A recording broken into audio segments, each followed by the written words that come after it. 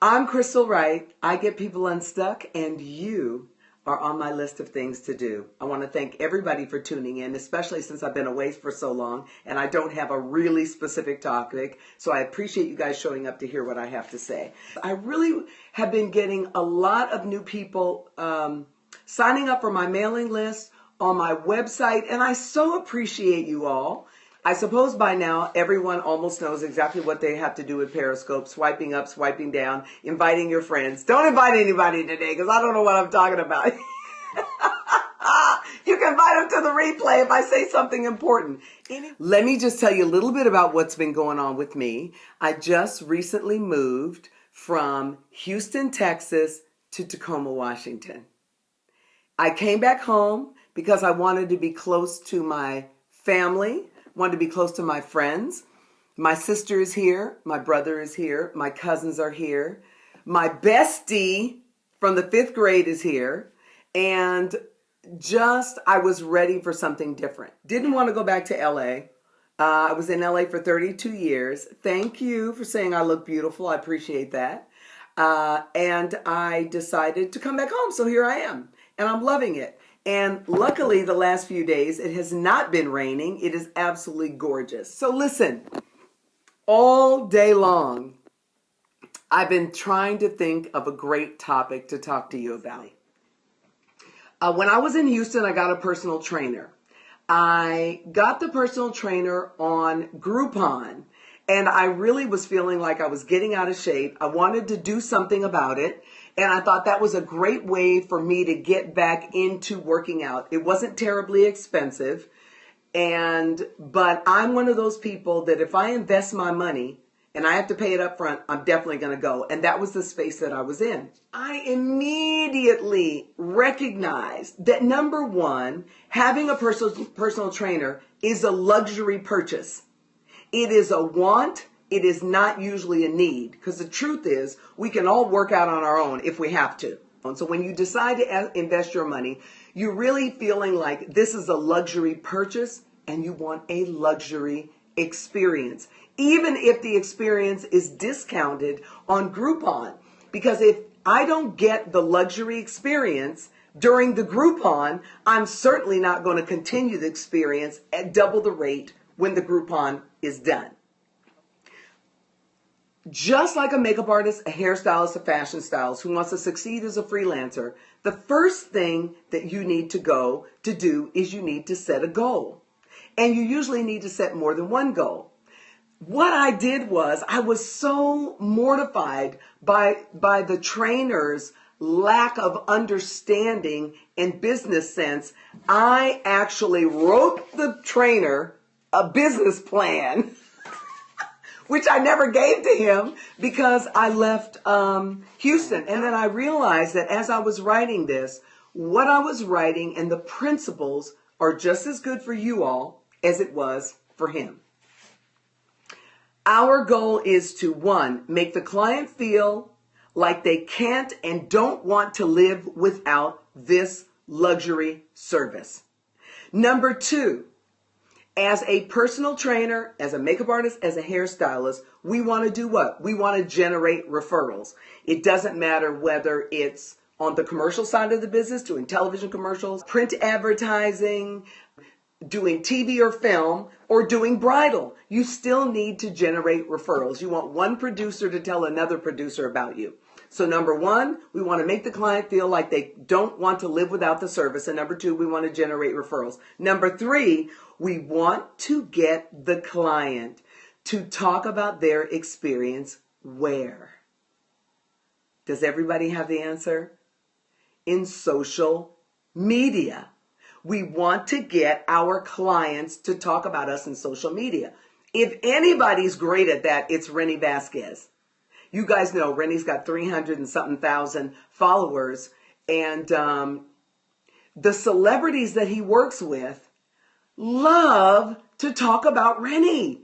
They take pictures with him. You show up at his classes and say, I'll be your model. That is what you call the X factor. But I firmly believe that there are certain things that you can do to get your clients to want to do that for you. And the other thing is, you can't be afraid to ask them either. You can't be afraid. I even ask my PYP grads. Here's one of the things that I do. Obviously, I have my one-on-one coaching, but if a PYP grad calls me up to ask me a simple question, I say, okay, I tell you what, I'm going to spend 5 minutes with you. I'm going to answer this question, but then I want you to report that whatever the result is, if you get something out of what I say, I want you to go on social media and let people know that you had a great experience. You don't have to specifically tell them what we talked about. That's your business. However, I need you to go on social media because that's one of the ways that I can keep my name out there. So, and think about it for a second because this just came to me. So let's say, a lot of times you hear about people doing fashion shows. Obviously, if you're not doing fashion shows in New York during Fashion Week or LA, everybody that's doing a fashion show in Atlanta, in Nebraska, says to you, you're going to get exposure. But they never quantify it and they never qualify it. So artists just say, okay, without actually stopping to think about what that means. The thing is, you have to think about what that would mean to you. And you can redefine it or reframe it for the person that wants you to be in the fashion show and make that your negotiable deal point. That, yes, I understand you guys don't have a budget. I would be happy to do makeup on your fashion show. However, this is what I'm going to need. I'm going to need X amount of mentions in the 4 weeks leading up to the fashion show that mention me as a makeup artist along with my website and my email address or my phone number or something like that. That's a way to get something out of doing a fashion show for free, but getting something leading up to it so people are hearing about it. So now let's go back to our personal fitness trainer with his luxury service. So the basics. When I'm gonna share with you what I perceived as a problem, and I'm gonna share with you what I think could have been the solution. And you guys are gonna have to be open-minded about this so that you can think about things that you can do in your own business. Okay, so one of them was, this guy has the Groupon, I sign up. When I get there, he has nothing. He doesn't have a binder. I talked to him on the phone before I got there. He didn't ask me any important questions. So I show up and what he should have had was a tabbed binder for all of his clients, even the clients he didn't have yet. So that if I was the first one, it would say Crystal right here. When you turn the page, there would be pages with information that he needed to collect about me. I would say, while a lot of times artists who work on the commercial side of the business don't meet their clients before they get to the job, when you have those conversations with clients before you go to the job, that's where you ask a lot of questions because that's what helps you to be prepared. Now, the makeup artist that works on bridal, a lot of times they're doing a bridal trial in advance, and that is an opportunity for you to have a binder, take notes. How do you think that looks to the client? That you are so interested in them that you already have a binder set up. It has their name in it, and you're asking them questions because you want to make sure that you know enough about them to deliver what? A luxury service. Number 2, he should have sat down with me, which he didn't do, and he should have A, created fitness goals for me, B, learned about my lifestyle. There's nothing worse than telling somebody what they should do before you ask them anything about them. That's like a makeup artist going to a job, the client sits down in the chair, and you just start doing their makeup. You haven't asked them, what am I doing your makeup for? Am I doing your makeup for a special occasion? Am I doing your makeup so that you can learn how to do your makeup better? Am I doing your makeup because you're going out to dinner? What exactly? One size does not fit all. Tanya, one size does not fit all. So You want to learn about the client's lifestyle. C, ascertain he should have found out what my eating habits were. Do you know what he did? Because he was selling a product, these powders that you put in and make shakes with. He didn't ask me anything about my eating habits. He didn't find out anything about my nutritional deficiencies, but he said, here, you should take this. Why? Because he wanted to sell it to me. That was it. Instead of making me his main concern, he was making himself his main concern, right? Yes. D, gather enough valuable information to 1, create a workout plan, and 2, offer me nutritional advice. One of the things that, it's kind of like, one of the things that I tell people when I coach them is, my idea of coaching is not to have you tethered to me for the rest of your life. You are here for a reason. You have a goal. We're going to figure out what that is. I am going to give you the tools, the resources, and everything that you need to achieve it, and I'm going to send you out on your way. Okay? And every time you achieve something you're supposed to do, you come back, we have another call. But my goal is to get you in and out in a total of 3 hours. 3 hours can take 3 weeks. It can take 3 months. But go, do something. When I go to see a personal trainer, knowing that diet is just as important as exercise. Because if you are exercising and you're still eating pizza and sleeping on it at 7 o'clock in the evening, you are not going to get the flat stomach that you're looking for as quickly as you could get it if you're eating the right things. So if I'm going to see a trainer and the trainer doesn't talk to me about nutrition, find out what I'm eating, and offer me better solutions, it makes me feel like I'm getting taken.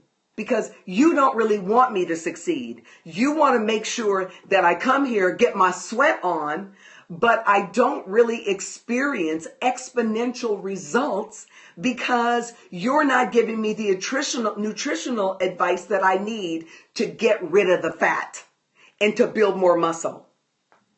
So those are the basics. So now what are the opportunities? What kinds of other opportunities did this personal trainer have that he didn't take advantage of when I was there, which is the reason why he didn't get to keep me as a client, nor did he get me to give him any referrals or talk about him on social media, because I kept waiting for the dude to step up and get it right, but he didn't. Like, one of the things was we were working out in his apartment gym. As far as I'm concerned, because I was getting there to my appointments not on time, I was getting there 5 to 10 minutes early. After I had been there a couple of times and he identified a pattern that I had, he should have been standing down there in that parking lot when I got there to meet and greet me and to say hello. Don't you think?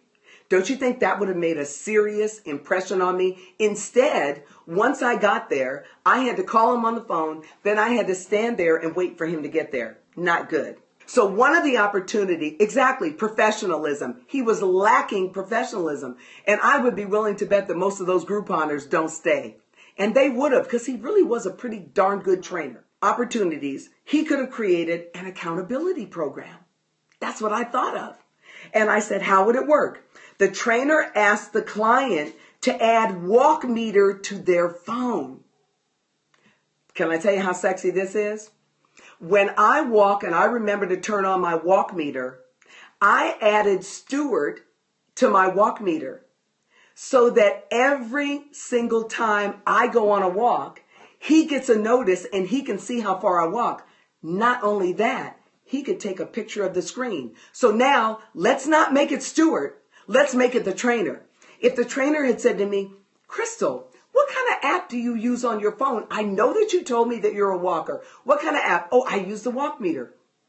Listen, all he had to say was, I want to keep track of your workouts. I want to know when you're working out so that I can continue to encourage you even on the days that you're not here. Okay? So if I had put walk meter in, he would have gotten a notice of when I was walking. He could have then sent me a text to say, Crystal, great job. You go, girl. I'm so excited to know that you're out there, because that kind of encouragement probably would have made me walk just a little bit further. But he could have taken a screenshot and he could have taken my walk meter and put it on his website to show his clients what I was doing. Huge missed opportunity. This is the business plan I wrote for them, Ann. Next,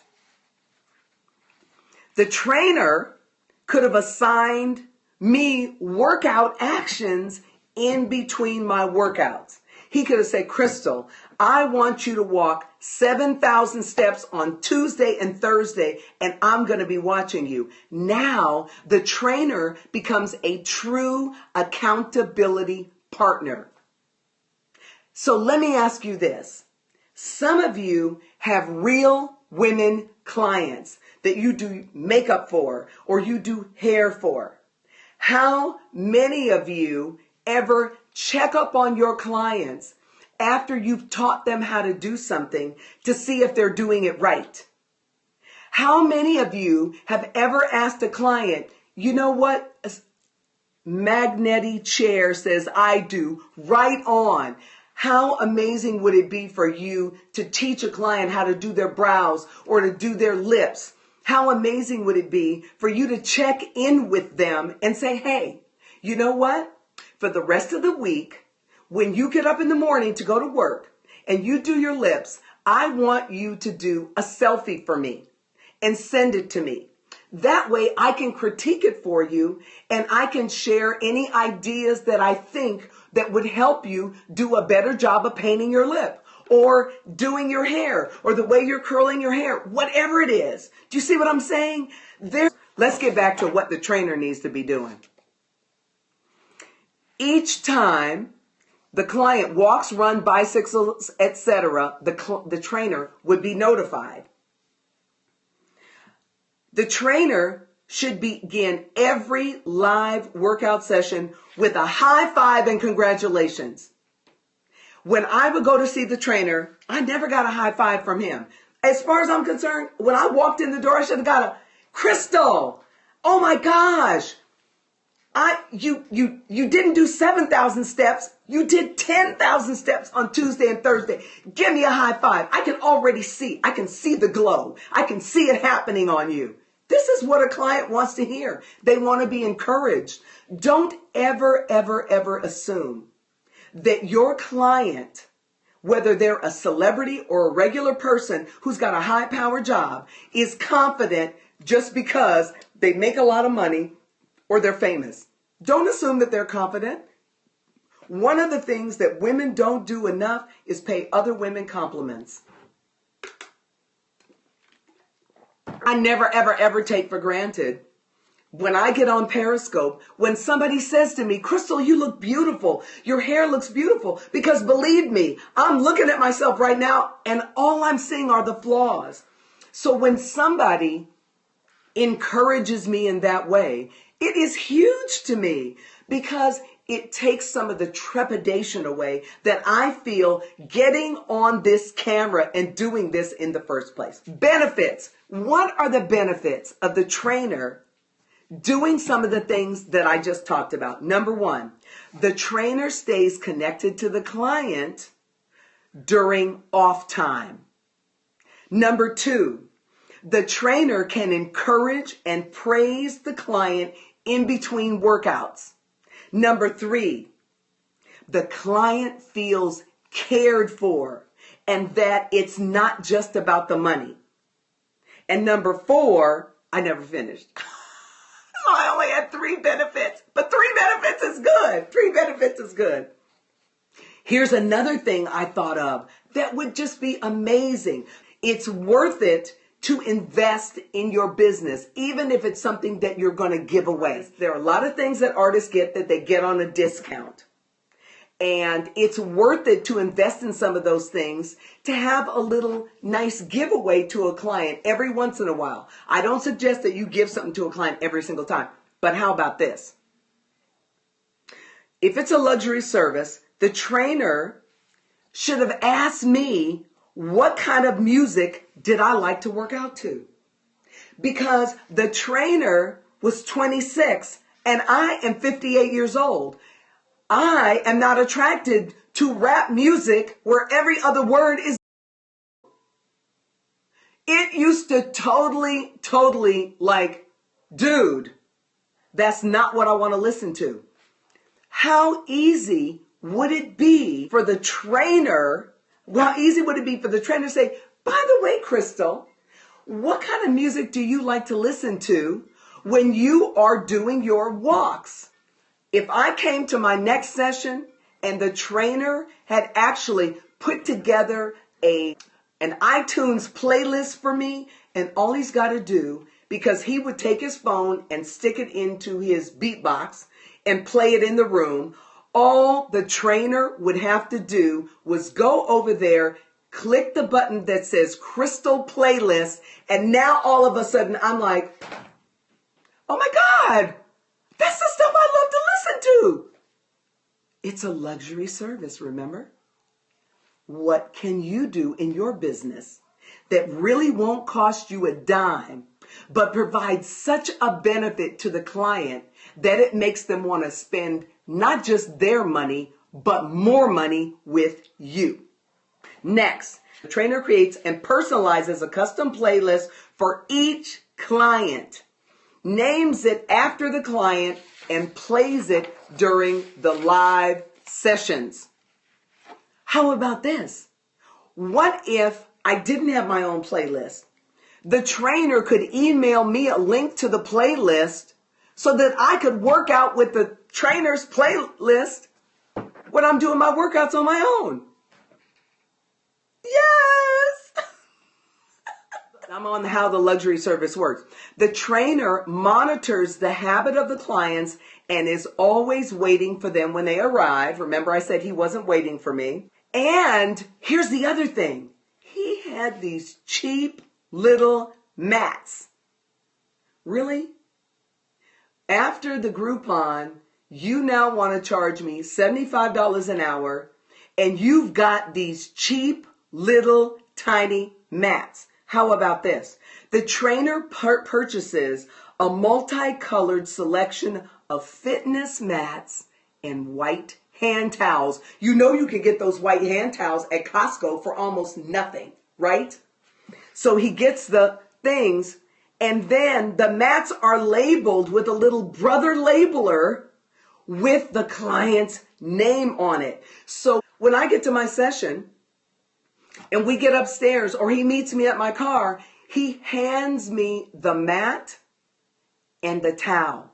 And when I get upstairs and open it up, and it's a nice thick cushy mat, because I'm a girl and I don't want my bottom, my little tushy.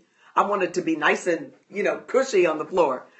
So I open up my mat and there's my name on the mat. Luxury service. That's what it is. A luxury service. What is the benefit? The client feels ultra, uber special. Don't they? Wouldn't that make you feel special? Customer service is king. Exactly. So, that, ladies and gentlemen, was the business plan that I wrote for the personal trainer. So if you know a personal trainer that's not on their game, tell them to call me and I'll send it to them for free. How about that? So this was my Periscope for today. So come on, let's talk. Let's talk. Who has questions? Or maybe you're trying to... Great scope. Yes! My first scope after like 2 months. Oh my God, that makes me feel so good. How do you ask for referrals in a professional manner without appearing tacky or desperate? Number one, you've got to get rid of those words.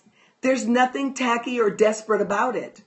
That is a belief that you have, probably because somebody asked you in a way that you didn't like it. Of course, which is why you're asking me how to ask. Well, guess what? It can be something as simple as, Denise, I actually have a couple of clients who have moved away. I've been so busy. I have a couple of clients who have moved away, and it's freed up my schedule a bit to include some new clients. Do you have any of your friends or colleagues that you think could use the kind of service that I provide for you? What's wrong with that? Whether you have, anybody moved away or not, so what? So what? Listen, you have not because you ask not. If a client likes you, that's a great way to ask. If a client thank you. I asked because Yelp has yielded me some new clients, but they do not recommend asking for reviews. Well, asking for reviews is different than asking for a referral, isn't it? I have a series of 4 emails, and I send them the first email, which is basically asking if they would be willing to give a referral. Then they say yes. Then I send them another email, and that email sends them the questions. After they respond to the questions, then I send them another email that asks them if I can publish their responses. And when they say yes, and I usually say they're edited responses, and then when they say yes, I ask them for a photograph. So is it the same language you use with each customer? Well, I tweak the language if I am asking for a review from a graduate. It's a little bit different if I'm asking for a review from someone I've been coaching. And it's a little bit different if I am asking for the reviews from somebody like Victoria Calloway, who I was helping her with I was coaching and consulting and helping her with her business. So they're a little bit different, but the basics are the same. You guys, this was I'm back on Periscope, Scope.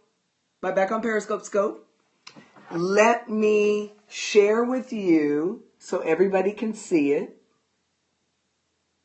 There's my information right there. I'm going to leave it up there long enough for you all to get what you need from it.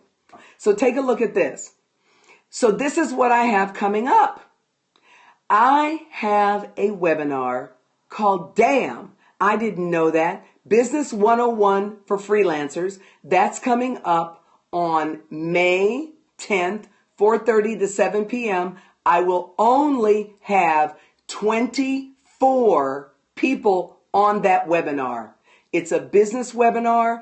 I don't like those webinars to be crowded. I want people to be able to ask me questions. One of the benefits that you get from this webinar is that you get my 3 forms from my StyleWise Business Forms package, which is a deal memo, a credit sheet, and a tear sheet collection form. Very, very helpful for freelancers in their businesses. So that's one of the perks that you will get.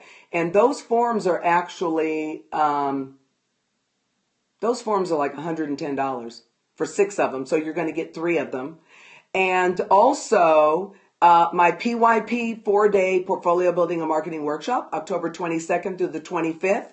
If you register for the Business 101 webinar up until April 15th, it's $59.95 for the 2.5 hours instead of $89.95. There you have it, which I still use to this day. Do you see this?